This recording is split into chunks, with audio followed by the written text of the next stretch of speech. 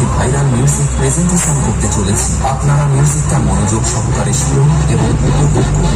নমস্কার বন্ধুরা, আমি নিউ রকস্টার ক্লাব প্রেজেন্ট আপনাদের সামনে ডিজে বিএম রিমিক্স বরুণদার আবার একটি ভাইরাল মিউজিক প্রেজেন্টেশন করতে চলেছি। আপনারা মিউজিকটা মনোযোগ সহকারে শুনুন এবং উপভোগ করুন। ভালোবাসা দাও আর ভালোবাসা নাও। ধন্যবাদ।